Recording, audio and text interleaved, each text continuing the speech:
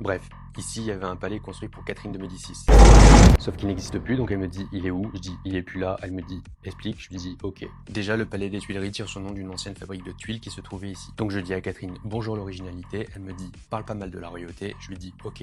En 1564, son fils Charles IX est roi. Elle lui dit je veux habiter à la campagne mais pas trop loin de chez toi. Donc il lui dit fais un palais au fond du jardin, elle lui dit ah oui t'es malin. Sauf que Catherine meurt avant que le palais soit fini, elle dit c'est ballot, je lui dis ouais pas de peau.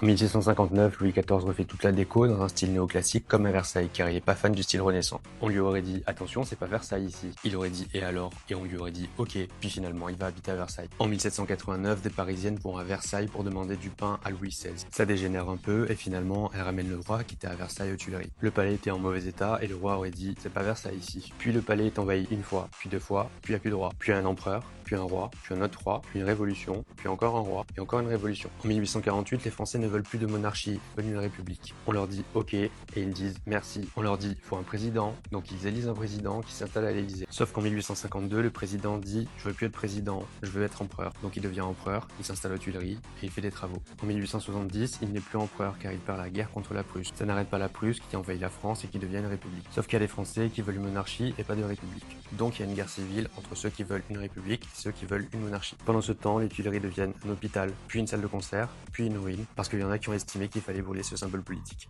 Bref, ici il y avait un palais.